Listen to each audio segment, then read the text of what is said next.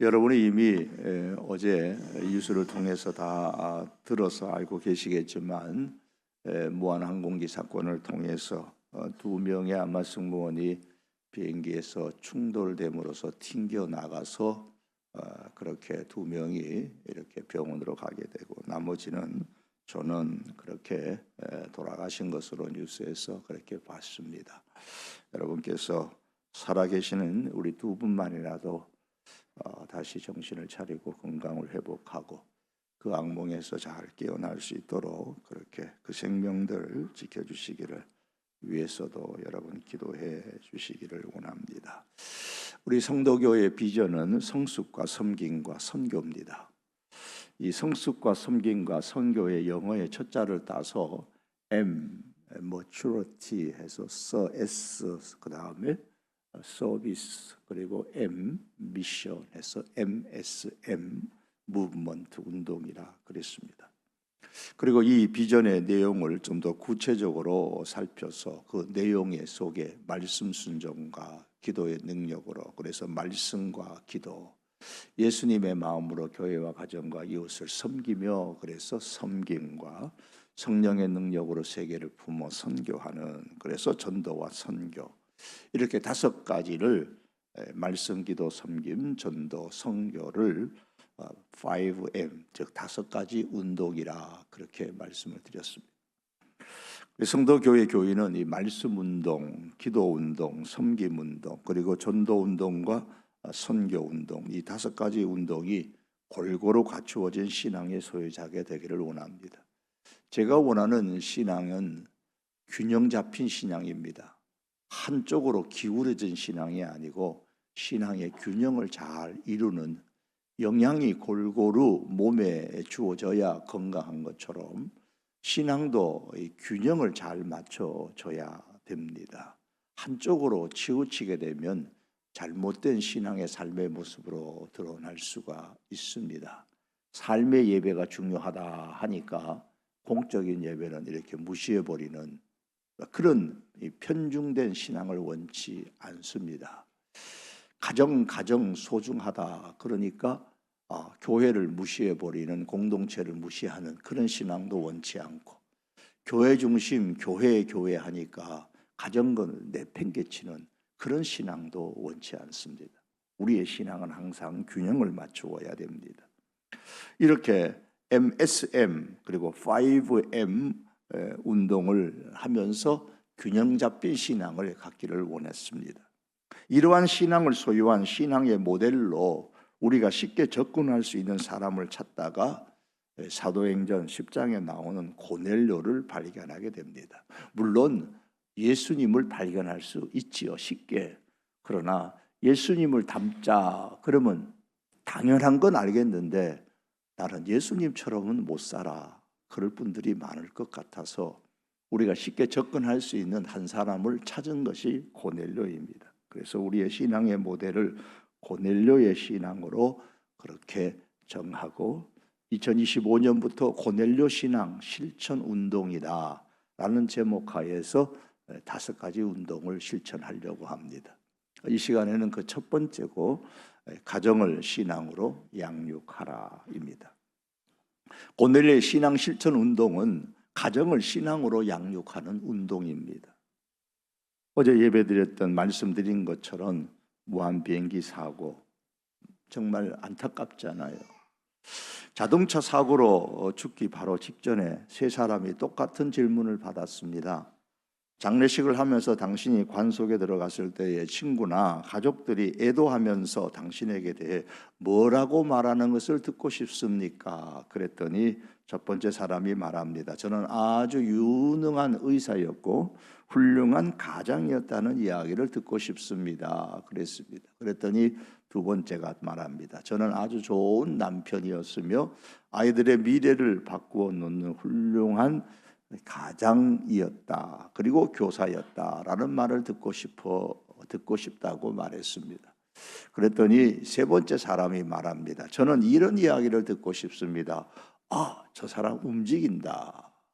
그 얘기를 듣고 싶다 그랬어요. 저는 우리 성도교회 모든 가정이 우리 새해 들어서 신앙으로 움직인다라는 소리를 듣고 싶습니다. 또한 여러분이 그렇게 느끼고 경험할 수 있기를 원합니다. 어느 교회 새 목사님이 부임을 하셔서 그 동네에서 잘 알려진 한 성도의 집을 신방을 갔습니다. 저녁에 남편이 일터에서 돌아오니까 아내가 남편에게 말했습니다. 오늘 새로 오신 목사님이 신방으로 오셨는데 목사님 뭐라고 하셨는데요? 그러니까 목사님은 우리 가정에 예수님이 계시느냐고 물으셨습니다. 그러니까 그거야 우리가 훌륭한 신앙의 가문 출신이다. 그러면 말하면 되지 않습니까? 저도 그러고 싶었지만 목사님이 물으시는 의도는 그게 아닌 것 같았어요. 그럼 우리가 매주일마다 열심히 예배에 출석한다라는 말을 안 한 모양이네요. 그러니까 여보, 목사님께서는 계속해서 그런 말고 예수님께서 이 집에 계시느냐고 그것만 물어보셨단 말이에요. 목사님의 질문에 숨어있는 의도를 이해하게 되고서 이 부부가 어떻게 하면 우리 가정에 예수님이 거하시는 집이 될 것인가에 관점을 두고 신앙생활을 했다고 합니다. 행복한 가정이라는 것은 예수님께서 주인이 되시는 가정입니다. 여러분의 가정에는 예수님이 거하십니까? 사도행전 10장에 보면 고넬료의 가정에 예수님이 거하시는 모습을 우리는 분명히 보게 됩니다. 온 가족으로 더불어 하나님을 경외하는 가정이다. 그렇게 표현을 합니다. 그리고 그 중심에 가장인 이 고넬료가 있습니다. 온 가족으로 더불어 하나님을 경외하는 가정이 신앙으로 움직이는 가정입니다. 새해는 그런 가정들이 되기를 원합니다. 이를 위해서 모든 가족들의 노력이 필요하지만 그 중에서 부모의 노력은 그 어떤 가족의 노력보다도 절실히 필요합니다. 링컨 대통령은 한때 이렇게 말한 적이 있습니다. 당신의 자녀들을 마땅히 가야 할 길로 양육하는 길은 오직 한 가지, 그것은 당신 자신이 그 길을 따라 사는 것입니다 하고 했습니다. 그렇습니다. 마땅히 가야 할 길로 우리의 가족들이 가는 길은 부모가 변해서 혹은 가장이 변하여서 먼저 그 길을 따라가는 것입니다. 고넬료는 가족을 신앙으로 잘 양육한 가장 귀한 영적인 모델입니다. 하지만 외적인 조건은 신앙으로 키울 수 있는 그런 가정은 아니었습니다. 고넬료는 로마 사람으로서 오늘 말씀의 1절에 보면 이스라엘 땅 가이사랴에 파견 나온 군인이었습니다. 하지만 그는 하나님을 믿는 사람으로서 가정에서부터 신앙을 실천했던 인물입니다. 오늘 본문의 말씀 제가 다시 읽으면 가이사랴에 고넬료라는 사람이 있으니 이달리아 부데라 하는 군대의 백부장이다. 당시 가이사랴 도시는 전 유대인의 행정을 관장하는 로마의 중심지였습니다. 로마 문화의 자랑거리였습니다. 그런 도시에 이방인 군인이 하나님을 믿는 것이라는 것은 쉽지 않았을 겁니다. 그런데 고넬료는 점령 나라인 로마 군대의 특히 백부장이었으니까 그 위세도 컸겠죠. 그 가족들이 신앙생활하기 좋지 않았다라는 말씀을 1절에 하는 거예요. 하지만 2절로 넘어가면 그런데 그 사람이 경건했다 그랬어요. 그리고 자기만 경건한 것이 아니고 온 지방과 더불어 하나님을 경외하였다고 했습니다. 경건과 경외라는 단어를 볼 때에 고넬료는 이방인이었기 때문에 처음부터 하나님을 믿은 사람은 아니었을 겁니다. 그러나 성경에 기록되지는 않았지만은 어떤 계기를 통하여 그가 변하여 하나님을 믿게 되고 또한 그로 통하여 온 가족이 변하여 하나님을 믿었습니다. 그래서 성경은 온 집안과 더불어 그랬습니다. 온 집안이 가정이 다 고넬료와 함께 하나님을 경외했습니다. 성경은 이렇게 고넬료의 성공을 백부장이라는 점령한 나라의 백부장이라는 사회적 위치에서 찾지 아니하고 고넬료의 그 자신과 그의 가족들이 하나님을 경외하는 경건한 신앙에서 고넬료의 성공을 찾고 있습니다. 그러므로 고넬료로부터 배울 수 있는 이 신앙의 첫 번째는 가정을 신앙으로 양육하는 것입니다. 어떻게 자녀를 양육해야 가정을 신앙으로 양육할 수가 있을까요? 오늘 읽어드린 누가복음 2장 52절에 예수님의 그 육신의 부모의 모습을 한번 생각해 보십시오. 성경은 말씀합니다. 예수는 그 지혜와 그 키가 자라가며 하나님과 사람에게 더 사랑스러워 가시더라. 이렇게 키우는 것이 온 집안과 더불어 하나님을 경외하는 겁니다. 첫째는 하나님께 사랑받는 사람으로 키우는 것이고, 둘째는 사람에게 사랑받는 사람으로 키우는 겁니다. 예수님은 자라나면서 하나님과 사람에게 사랑을 점점 더 받으면서 성장하셨습니다. 그런데 우선되어야 할 하나를 선택한다면 하나님께 사랑받는 사람으로 키우는 겁니다. 저는 아직까지 신실한 하나님을 사랑하고 하나님을 경외하는 사람이, 하나님의 사랑을 받는 사람이 사람으로부터 미움을 받는 사람은 본 적이 없습니다. 물론 신앙의 범위를 벗어나는 일이 있다면 그런 사람들로부터 핍박은 받을 수 있겠지만, 신앙의 범위를 벗어나는 일이 아니라면 하나님의 사랑을 받는 사람이 사람에게도 사랑을 받는 사람이 될 수가 있습니다. 그래서 우선적으로 선택하라. 그러면 하나님께 사랑받는 사람으로 키우는 겁니다. 어떻게 하면 그렇게 키울 수가 있습니까? 사무엘상 처음에 보면 엘리 제사장이 나오죠. 그의 아들 홈니와 비느하스는 하나님께 사랑을 받지 못한 대표적인 자녀로 소개하고 있습니다. 그 원인이 무엇이었는지를 살펴보고 그 반대로 우리가 행하면 틀림없이 하나님께 사랑받는 가족들이 될 수가 있습니다. 하나님께 사랑받는 가족으로 그렇게 되기를 원한다면 먼저 우리의 자녀에 대한 인식이 변해야 돼요.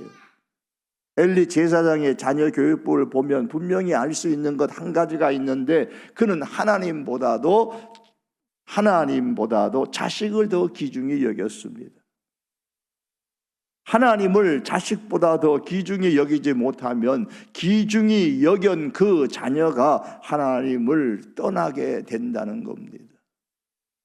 하나님께서 사자를 보내어 엘리 제사장에게 이렇게 말했죠. 사무엘상 2장 29절에 보면 내 아들들을 나보다 더 중히 여겼다 그랬습니다. 너의 아들들을 나보다, 하나님보다 더 중히 여겼다. 이것이 하나님께서 엘리 제사장, 아버지의 엘리 제사장을 보는 관점이었습니다. 그런 다음에 이렇게 말씀합니다. 2장 30절 하반절에 보면 이제 나 여호와가 말하노라. 나를 존중히 여기는 자를 내가 존중히 여기고 나를 멸시하는 자를 내가 경멸하리라. 그리고 이어서 말씀합니다. 보라, 내가 내 팔과 내 조상의 집을 팔을 끊어 내 집에 노인이 하나도 없게 하는 날이 이를지라. 내 두 아들 홈니와 비느하스가 한 날에 죽으려니 그 둘이 당한 그 일이 내게 표징이 되리라. 부모가 자기 자녀를 하나님보다 중히 여길 때에 자녀들은 부모의 말을 듣지 않을 뿐만 아니라 부모가 섬기는 하나님을 멸시하게 됩니다. 그 결과 자녀들뿐만 아니라 그 집안이 어려움이 처하게 됩니다.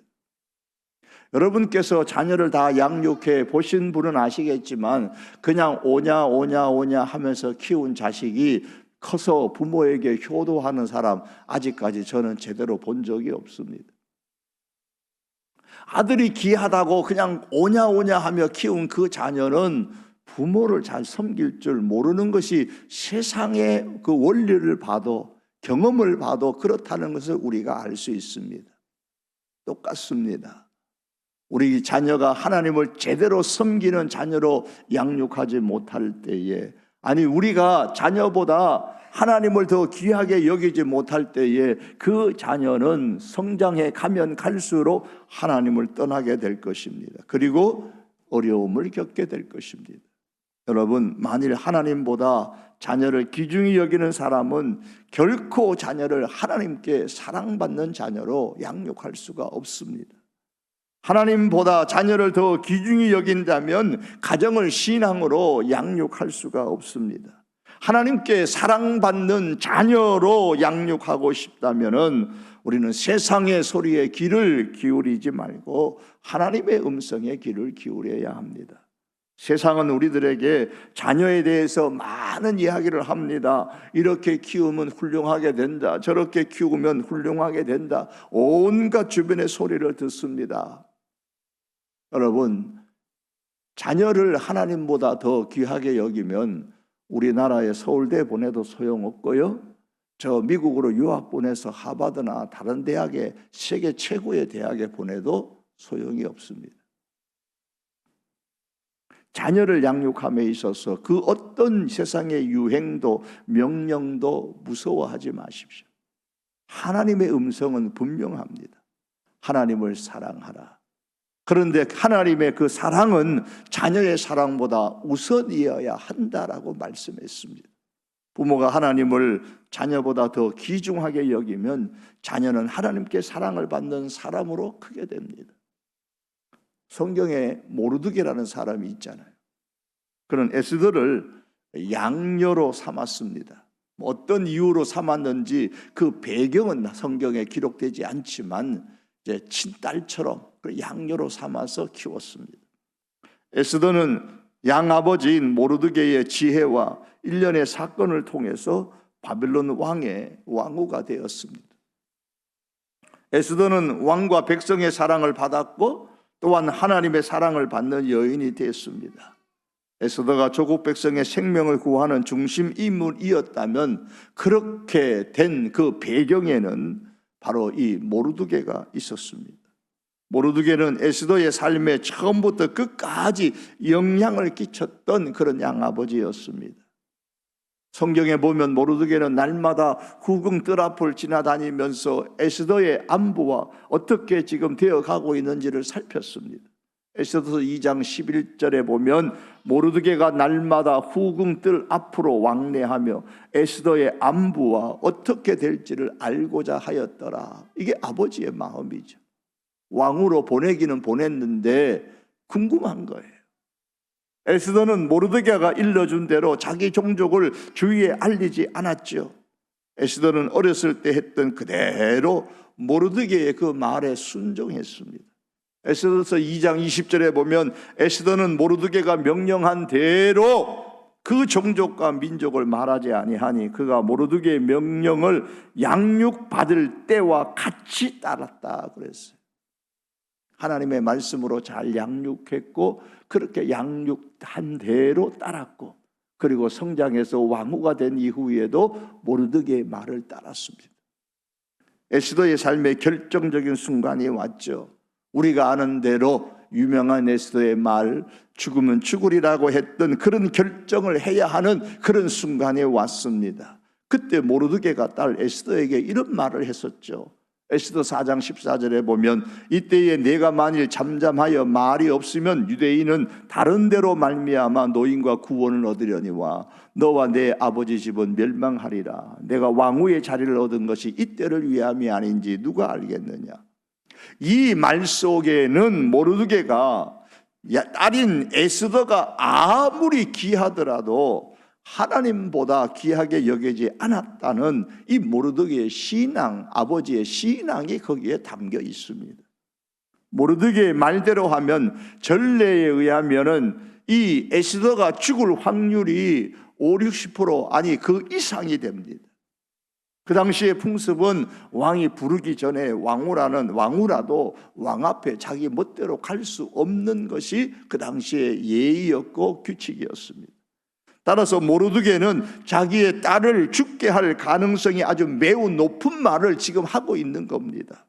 이것은 모르드게가 딸보다도 하나님을 더 귀하게 여겼다는 증거입니다. 그런데 에스더는 아버지의 말에 거기까지도 목숨 걸고 순종했습니다. 이를 보면 모르드게는 비록 양아버지였지만 양녀인 에스더를 신앙으로 잘 양육했다는 사실을 우리는 분명히 알 수 있습니다. 하나님의 사람으로 바로 세웠습니다. 하나님께 사랑받는 사람으로 그렇게 양육했습니다. 사랑하는 성도 여러분, 우리에게 가장 소중한 것 중에 하나가 바로 우리의 가정이 아니겠어요? 그리고 우리에게 있는 자녀는 하나님의 정말 가장 소중하고 귀한 선물이잖아요. 부모의 사명은 하나님을 경외하는 사람이 되게 만드는 겁니다.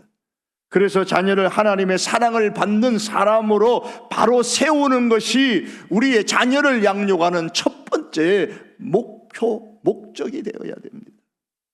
그렇게 키우기 위한 열쇠는 바로 부모인 우리가 자녀보다 하나님을 더 사랑하고 경외하는 것임을 기억하고 실천할 수 있기를 바랍니다. 하나님을 자녀보다 더 귀하게 여기면 우리 자녀가 빗나가지 않을까? 절대 그렇지 않습니다. 하나님을 자녀보다 더 귀하게 여기면 그 자녀는 바로 살게 됩니다. 신앙으로 살게 됩니다. 세상 속에서도 바로 살게 됩니다. 가정을 신앙으로 잘 양육하기 위하여 실천할 수 있는 우선적인 방법은 여러분, 우리의 가정에서 예배를 드리는 겁니다. 고넬료가 가정에서 이 가정 예배를 드렸는지 성경에 딱 문구로 그렇게 나오지는 않습니다. 하지만 2절 말씀은 온 지방과 더불어 하나님을 경외했다 그랬습니다. 그가 가정 예배를 드렸던 안 드렸던 온 집안이 하나님을 경외하는 모습은 오늘날에 우리가 가정 예배에서 찾아볼 수가 있습니다. 하나님께서는 광야 이스라엘 백성들에게 말씀하셨습니다. 내가 네게 준 이방인의 땅에서 하나님의 백성으로 살아가기 위한다면은 너의 자녀들을 훈육하고 교육시켜야 할 것이라 그랬습니다.